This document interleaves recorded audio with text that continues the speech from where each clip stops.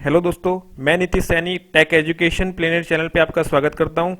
इस वीडियो को स्टार्ट करने से पहले आप इस वीडियो को लाइक करें, शेयर करें। अगर आपको ये वीडियो पसंद आए तो इस चैनल को सब्सक्राइब करना ना भूलें।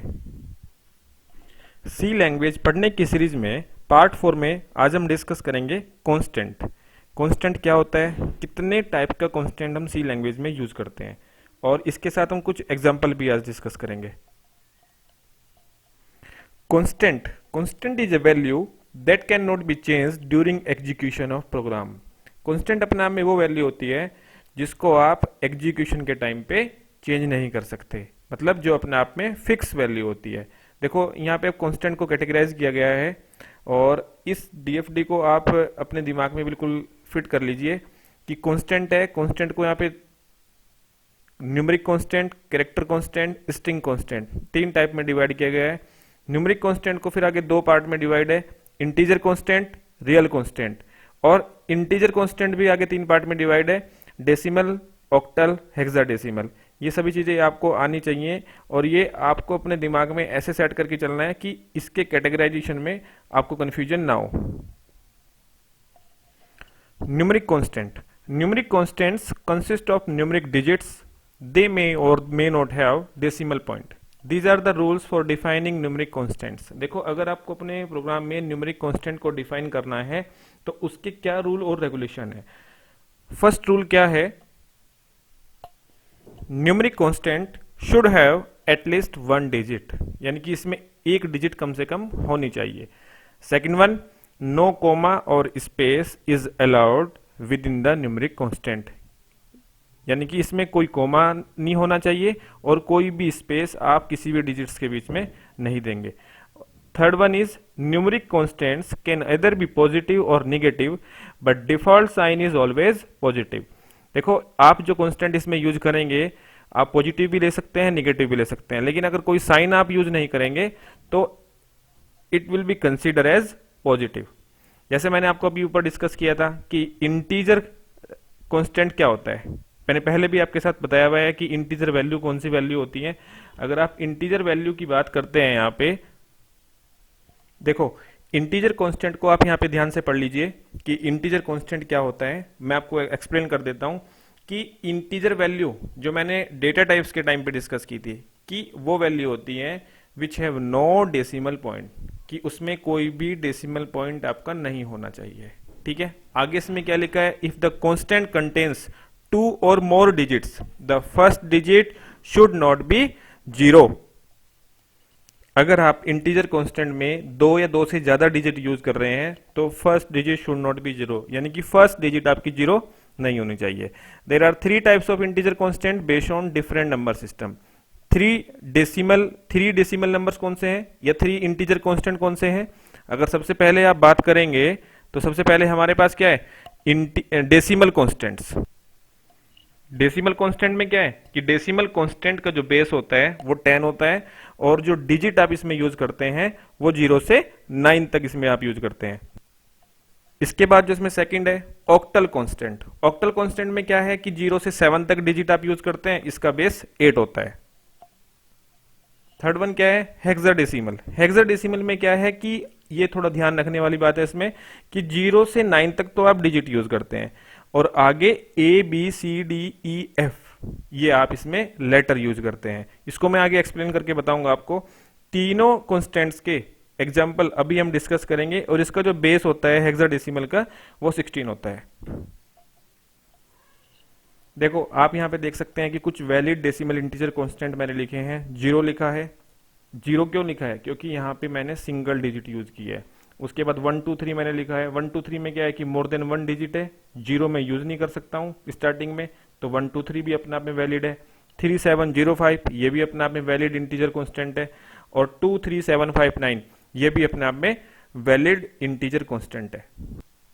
देखो, अगर बात करें सम इनवैलिड डेसिमल इंटीजर कांस्टेंट की, सबसे पहले मैंने लिखा है 2.5, तो ये आपको देख के क्लियर हो जाना चाहिए कि मैंने यहाँ पे पॉइंट यूज किया है और पॉइंट यहाँ पे इलीगल कैरेक्टर है, पॉइंट हम यूज कर ही नहीं सकते। 3#5 ये कैरेक्टर भी हम यूज नहीं कर सकते। 9 8 स्पेस 5 स्पेस तो मैंने पहले ही मना किया है आपको, स्पेस यूज करने का तो कोई मतलब ही नहीं बनता है। 0925 0925 में क्या है कि first digit can not be zero. आगे मैंने लिखा है 8354, कोमा का मैंने पहले मना किया है आपको, तो कोमा आप इसमें यूज ही नहीं कर सकते। इसके बाद अगर हम बात करते हैं ऑक्टल इंटीजर कांस्टेंट की, देखो उसको थोड़ा पढ़ लीजिए आप। First digit must be zero, इसमें थोड़ा सा उल्टा है। इंटीजर में जो आपने पढ़ा, इसमें अब इसको थोड़ा आप देख के मैच करके देखिए। उसमें मैंने क्या बोला था कि उसमें फर्स्ट डिजिट जीरो नहीं होना चाहिए if you are using more than one digit. इसमें क्या है कि इसमें फर्स्ट डिजिट जीरो ही होना चाहिए। First digit must be zero to identify the constants as an octal number. यानी कि इसमें ये क्या आइडेंटिफाई करेगा कि अगर आप जीरो स्टार्टिंग में यूज कर रहे हैं कि ये अपने आप में एक ऑक्टल नंबर है। An octal integer constant can consist of only combination of digits taken from 0 through 7, यानी कि 0 से लेके 7 तक के कॉम्बिनेशन इसमें आप यूज करेंगे। और इसका बेस क्या होता है, 8 इसका बेस होता है, मैंने आपको पहले बताया हुआ है। इसके कुछ वैलिड एग्जांपल नीचे लिखा हुआ है, अगर आप देखेंगे यहाँ लिखा है 0, तो 0 अपने नाम में एक वैलिड है। इसके बाद 05, 077, 0324, देखो उसमें मैंने सभी में 0 स्टार्टिंग में यूज किया है। अगर आप बात करते हो 0537862, वैसे तो ये बिल्कुल ठीक है, लेकिन मैंने क्या किया हुआ है कि इसमें 8 डिजिट को यूज किया हुआ है। और ऊपर मैंने क्या बताया है कि आप 0 थ्रू 7 तक की डिजिट इसमें यूज कर सकते हैं, 0 से 7 तक का कॉम्बिनेशन इसमें यूज कर सकते हैं। तो इसमें 8 इलीगल डिजिट है।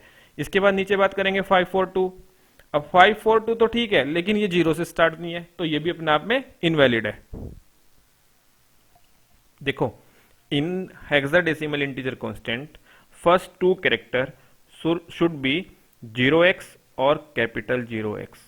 मतलब क्या है कि आप जो इसमें यूज करेंगे फर्स्ट टू कैरेक्टर 0x आप इसमें यूज करेंगे। It can be followed by any combination of digits taken from the set 0 through 9 and a through f। अब तक हमने क्या किया है, आपने डेसिमल पढ़ा तो 0 से 9 तक हमने यूज किया, ऑक्टल पढ़ा तो 0 से 7 तक आपने यूज किया। अब आप हेक्साडेसिमल पढ़ रहे हैं, इसका बेस कितना है, 16 है, तो सीधी सी बात है कि 0 से 15 तक आप इसमें यूज करेंगे, लेकिन 0 से 9 तक आप डिजिट यूज करेंगे। ए से एफ तक आप इसमें, ए से एफ के साथ में इसके डेसिमल नंबर यूज करेंगे। कैसे, अब देखिए मैंने इसमें एक नोट करके लिखा है, ये थोड़ा इंपॉर्टेंट है, आपको ध्यान रखना है। That the letters A through F, doesn't matter आप वो लोअर केस में लिखें या अपर केस में लिखे, represent the decimal quantities 10 through 15। यानी ए किस लिए यूज हो रहा है, 10 डेसिमल नंबर के लिए, बी किस लिए यूज हो रहा है, 11 डेसिमल नंबर के लिए, ऐसी सेम सी 12 के लिए, डी 13 के लिए, ई 14 के लिए और एफ 50 नंबर के लिए। ये आपको थोड़ा याद रखना है। इसके कुछ एग्जाम्पल मैंने नीचे लिखे हैं, आप देख सकते हैं यहाँ पे सम एग्जाम्पल।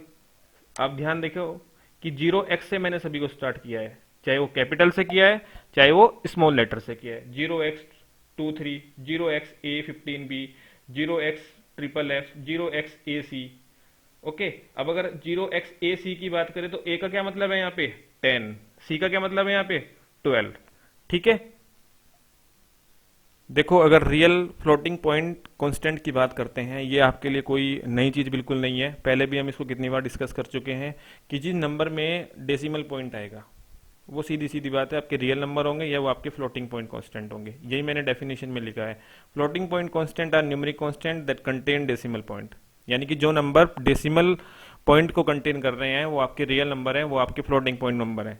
ठीक है, कुछ एग्जाम्पल मैंने लिखा है 0.553, मतलब 1 decimal places, 2 decimal places, 3 decimal places के एग्जांपल मैंने आपके सामने यहाँ पे लिखे हैं, आप इनको ध्यान से देख सकते हैं एक बार। देखो इसके बाद आप देखेंगे जो सबसे इंपॉर्टेंट है, ये आपको ध्यान से देखना है, कैरेक्टर कांस्टेंट। कैरेक्टर कांस्टेंट क्या है, बेसिकली जो सबसे अच्छी और इंपॉर्टेंट बात है वो ये है कि character constant is a single character. इसमें आप एक सिंगल कैरेक्टर यूज करते हैं, सबसे important. Second one is that is enclose with in a single quotes. अगर आप सिंगल कैरेक्टर यूज कर रहे हैं तो आपको उसको सिंगल कोट में यूज करेंगे। ठीक है, अब देखो कुछ वैलिड कैरेक्टर कांस्टेंट मैंने लिखे हैं, जैसे मैंने 9 यूज किया है तो 9 अपने आप में एक सिंगल कैरेक्टर है, सिंगल डिजिट है, जिसको मैंने सिंगल कोट में लिखा है। ऐसे डी जितने भी एग्जाम्पल मैंने आपके सामने लिखे हैं वो सभी सिंगल कोट्स में है। कुछ इनवैलिड कैरेक्टर कांस्टेंट का एग्जाम्पल भी मैंने आपके सामने लिखे हैं, जैसे मैंने क्या लिखा है 4। अब 4 क्या है, 4 को मैंने सिंगल डिजिट में तो लिखा है, लेकिन कितने कैरेक्टर इसमें, इसमें आप 4 कैरेक्टर यूज कर रहे हैं और करने कितने हैं, 1 कैरेक्टर आपके पास होना चाहिए। अब सेकंड में क्या किया, सेकंड में जैसे इसका उल्टा कर दिया, कैरेक्टर तो आपने सिंगल यूज किया लेकिन कोट्स में आपने डबल यूज कर लिया। तो कोट्स कौन सा यूज करना था, सिंगल कोट आपको यूज करना था। इसके सामने रिमार्क भी लिखा है कि double quotes are not allowed, ऐसे ही कुछ एग्जांपल इसके नीचे लिखे हैं, आप इनको देख सकते हैं। अगर ना समझ में आए तो उनके रिमार्क भी उसके सामने लिखे हुए हैं। दोस्तों अगर इसके बाद आप बात करेंगे जो सबसे लास्ट में है हमारे पास स्ट्रिंग कांस्टेंट, ये भी अपना में बहुत इंपॉर्टेंट है। जब आप प्रोग्रामिंग यूज करेंगे तो आपको पता चलेगा कि कैरेक्टर कांस्टेंट कहाँ यूज हो रहा है, स्ट्रिंग कांस्टेंट आप कहाँ पे यूज कर रहे हैं। तो स्ट्रिंग कांस्टेंट की अगर हम बात करें तो इसमें क्या होता है कि सबसे पहली बात क्या है कि जैसे कैरेक्टर में आप सिंगल कैरेक्टर यूज कर सकते थे, इसमें आप सिंगल और सिंगल से ज्यादा भी कैरेक्टर यूज कर सकते हैं, मतलब 1 और मोर देन 1 कैरेक्टर आप स्ट्रिंग कांस्टेंट में यूज कर सकते हैं। आई थिंक ये चीज आपको क्लियर हो गई होगी। दूसरी बात क्या है, कैरेक्टर कांस्टेंट में आप सिंगल कोट्स यूज कर रहे थे, यहां पे आप डबल कोट्स यूज कर सकते हैं। आप डेफिनेशन में पढ़ सकते हैं तो ये आपको क्लियर हो जाएगा पढ़ते ही, ठीक है। आगे लिखा है some example of string constant, कुछ स्ट्रिंग कांस्टेंट के एग्जांपल मैंने आपके सामने लिखे हैं। डबल कोट्स मैंने यूज किया हुआ है, कुमार मैंने लिखा है, मोर देन 1 कैरेक्टर है तो कोई प्रॉब्लम नहीं है, तो ये अपना एक वैलिड स्ट्रिंग कांस्टेंट है। मैंने एक एग्जांपल लिखा है 3rd नंबर पे 8, अब डिजिट तो सिंगल है लेकिन डबल कोट्स में लिखी है, तो ये क्या है, ये क्या है, ये स्ट्रिंग कांस्टेंट है ये। अगर मैं इसी 8 को सिंगल कांस्टेंट में लिख दूंगा तो ये क्या हो जाएगा, ये हो जाएगा आपका कैरेक्टर कांस्टेंट। ऐसे ही सबसे लास्ट में आप देखें ए लिखा है, तो ए क्या है, ये यहाँ पे स्ट्रिंग कांस्टेंट है। ए को अगर सिंगल कोट में लिखूंगा तो क्या हो जाएगा, कैरेक्टर कांस्टेंट बन जाएगा ये। दोस्तों जितने भी टाइप के कांस्टेंट अभी हमने इस वीडियो में डिस्कस किए हैं, अगर आपको इसमें किसी में भी प्रॉब्लम है, कोई भी क्वेरी अगर आपको हो तो आप मुझे कमेंट सेक्शन में जाके कमेंट कर सकते हैं। दोस्तों इसके बाद जो हमारी वीडियो रहेगी वो रहेगी वेरिएबल के लिए। पार्ट 5 में हम डिस्कस करेंगे कि वेरिएबल क्या होता है, कैसे उसको डिक्लेयर करते हैं और कैसे वेरिएबल को इनिशियलाइज कराते हैं। दोस्तों अगर आपको ये वीडियो पसंद आई है तो इस वीडियो को शेयर करें और इस चैनल को सब्सक्राइब करना ना भूलें। Thank you.